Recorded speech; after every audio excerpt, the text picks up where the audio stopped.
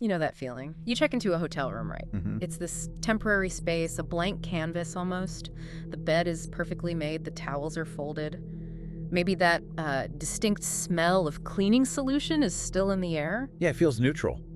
Like you're the very first person to ever occupy this exam space. Right, that sense of anonymity. It's a big part of the hotel experience for most people, I think. Definitely.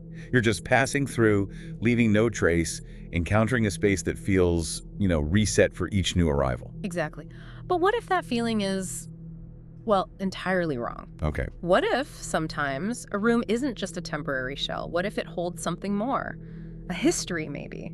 Or even a lingering presence? It's a concept that really sparks the imagination, doesn't it? The idea that places can retain echoes of events, especially intense ones that happened within their walls. And hotels, by their very nature, they're places where countless individual dramas, often unseen dramas, unfold. Well, today we're diving into a story from the past that really puts that concept to the test. It's a baffling true crime. Happened in a hotel room, and it still generates questions today. Okay. We're pulling from a source. It's a long-form account titled Whispers in Room 1046, and it presents this as a genuinely chilling, unsolved mystery. Whispers in Room 1046. Right. That piece really emphasizes the unsettling nature of it all, doesn't it? Sure. Highlighting the details that just defy easy explanation. They really do. Leaves investigators and readers completely stumped. Mm-hmm. So our mission for this deep dive, let's unpack the key facts presented in this source, walk through the genuinely strange occurrences surrounding one man's stay, Okay. and explore the enduring mysteries tied to the case of the man known as Roland T. Owen and the nightmare that played out in room 1046 of the hotel president. Let's get into it. Okay, so let's set the scene. The date is January 2nd, 1935. Right. We're in Kansas City, Missouri, specifically the hotel president. And this is where our central figure enters the picture. A man checks in under the name Roland T. Owen. Roland T. Owen. The source describes him as tall, well-dressed. On the surface, nothing too unusual there. Except for one detail. The source points to it immediately as being, highly unusual. Which was? He had no luggage. No luggage at all. Zero. Just the clothes he was wearing, a comb, a toothbrush, and a hairbrush. Wow. And the source notes that even those few items, the comb, brush, toothbrush, they were pretty standard issue, right? Exactly. The kind you might find supplied by some hotels or easily purchased anywhere. So the complete lack of personal effects, that feels significant right away. It really does. And his behavior right from check-in, it struck the staff as peculiar. Almost paranoid. Paranoid how? Well, the source details how he kept the curtains drawn constantly. Always drawn, okay. He unplugged the phone, and he preferred the room to be dark, like with the lights off. Dark rooms, unplugged phones, drawn curtains. Sounds like someone trying very hard to disappear. Or maybe avoid contact. Yeah, something like that. Yeah. And the maid's first visit really highlights this, doesn't it? Tell us about that. So when the maid came to clean room 1046, Owen insisted she do it in the dark. In the dark? Seriously, can you imagine trying to clean a hotel room like that? I know. But that alone, strange as it is, wasn't the only thing. According to Whispers in room 1046, the maid experienced something even more unsettling. Okay, while she was in that dark room. Yes. She heard him whispering. Whispering. To her. No, that's the thing. It wasn't directed at her. And remember, the phone was unplugged. Right. It seemed like he was talking to someone else in the room with him. Whoa. What did she hear? She overheard phrases like, no, don't do it. I'm not going to. Stuff like that. And the source stresses her feeling, right? That she was absolutely certain. Despite not seeing anyone else, she felt he wasn't alone in there. That's creepy. That visceral feeling is a key element the source uses to build the mystery early on. Exactly. This wasn't just a weird guy acting strange. There was this sense of interaction with, someone unseen. It immediately establishes this air of secrecy, maybe even coercion, around him and the room. And things only got stranger. Okay, let's move into day 2 then. The maid returns to room 1046, and the first thing she notices is, pretty unusual. The door was locked, but from the outside. From the outside? That's not right. How would a guest lock it from the outside if they were inside? Precisely. It's not how a guest typically leaves their room, especially if they're supposedly still in there. Okay, so she uses her key to get in. What does she find this time? Owen is still in the dark, just like the day before. Still in the dark. The phone, which had been unplugged, had been moved again. And maybe the oddest thing, The bed looked completely untouched, like no one had slept in it. An untouched bed after a full night, combined with the door locked from the outside. Yeah, that starts painting a very strange picture of what was going on when the maid wasn't there. Definitely. And the source mentioned something else she saw in the bathroom. Oh, yeah. What was that? She noticed a strange reddish stain on the towels. Reddish stain. She apparently dismissed it at first, maybe spilled soda, something innocuous. Right, but that detail, it takes on a darker significance later, I imagine. Sure. Now, that night, the events in 1046 became audible to others. The source recounts a woman staying in the adjacent room. She reported hearing loud voices. Loud voices from 1046. An argument, specifically described as being between a man and a woman. A man and a woman arguing in Owen's room. Okay, and after the argument... She heard something heavy hit the floor. A loud thud. And then, absolute silence. Silence after a loud argument and a crash? That sounds eerie. Very. But the activity wasn't over. Later that night, around 11 p.m., the hotel switchboard operator noticed something peculiar. Involving the phone, the one that was supposed to be unplugged and moved. Exactly that phone. The phone in room 1046 was repeatedly picked up. The receiver lifted, the hook clicked, indicating a connection. But no one ever spoke. No dialing, no voice, just the connection being made, and then nothing. Silence on the line. And this happened just once? No, that's the thing. It happened repeatedly, all through the night. Someone in that silent, darkened room, picking up the phone over and over without ever speaking. Wow. Whispers in room 1046 really highlights this as one of the most inexplicable details, right? Absolutely.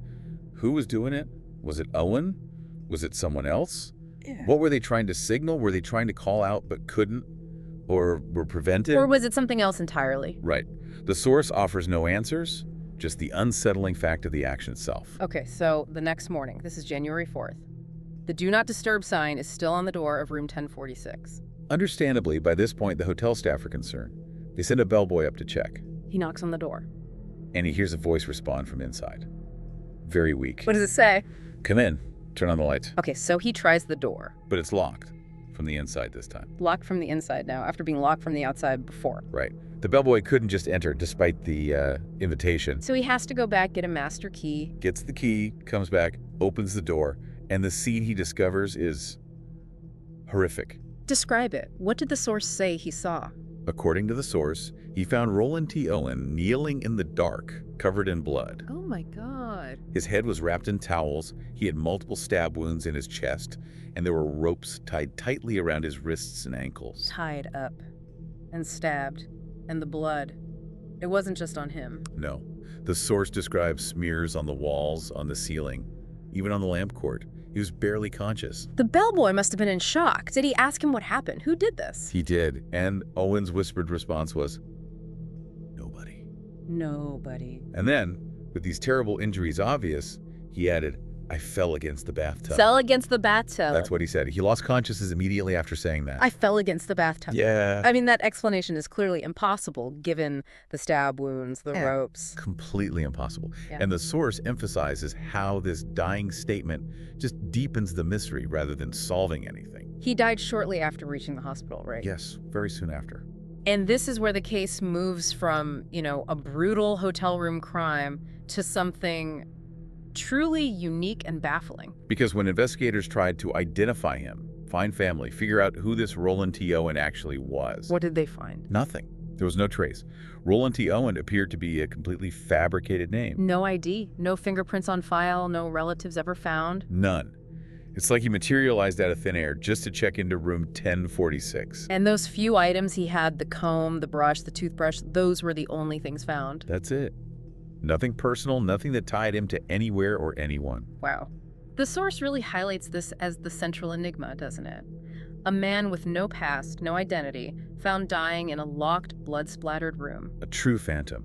His existence seemingly beginning and ending right there, within the confines of that hotel room. But the story doesn't end with his death and presumably an anonymous burial. No, it gets another layer of strangeness. Yeah. Months later, a mysterious woman calls a local funeral home in Kansas City. A mysterious woman, okay. She inquires about the anonymous man who was buried, the man from room 1046, and she arranges to pay for his burial costs. She pays for it. How? Did they trace her? Well, that's another detail the source points to as adding to the mystery. It wasn't a check. Nothing traceable. The money arrived in an untraceable envelope. Cash? Cash in an envelope. Okay. Was there anything else with the money? Yes. A note. What did it say? A stark, chilling note. He got what he deserved. He got what he deserved.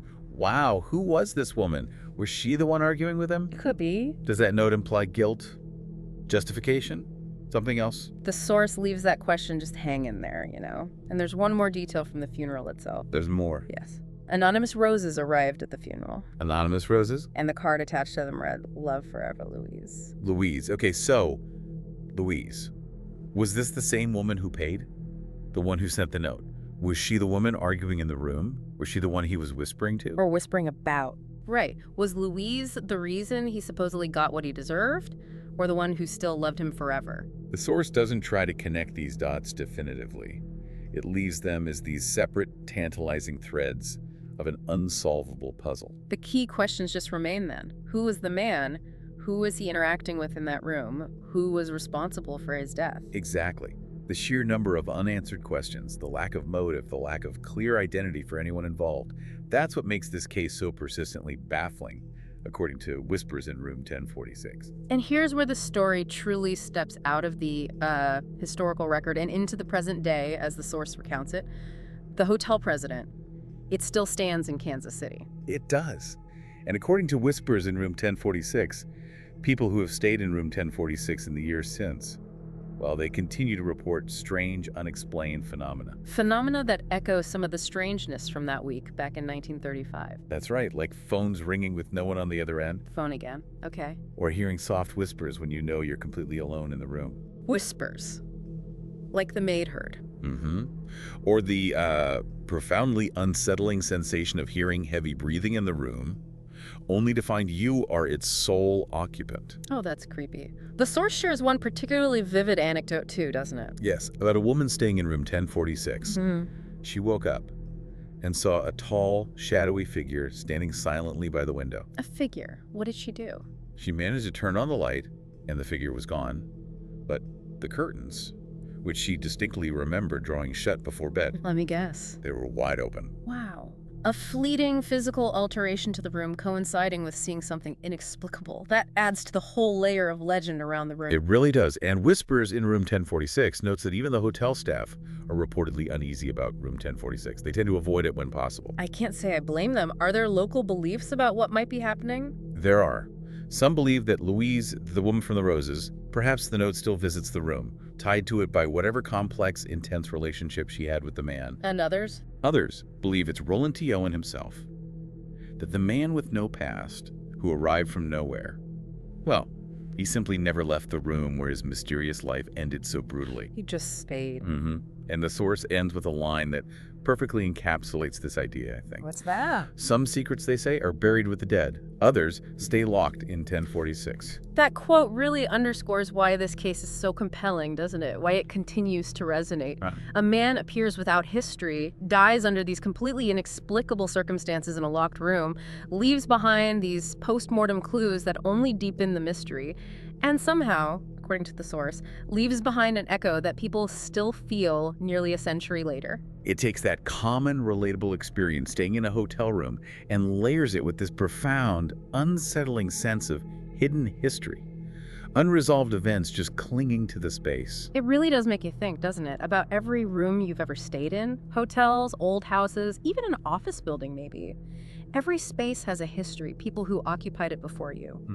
And this baffling account of Roland T. Owen and Room 1046, as detailed in Whispers in Room 1046, it forces us to consider that perhaps some of those stories, they aren't entirely gone. And the source leaves us with that haunting possibility that certain intense events can leave a lasting impression, almost like an energetic fingerprint on the very fabric of a place. So next time you find yourself in a new space, maybe especially a hotel room, turning the key, stepping inside, it might make you pause and wonder, who was here before me? Yeah. And could any part of their story still remain locked inside? Something to consider.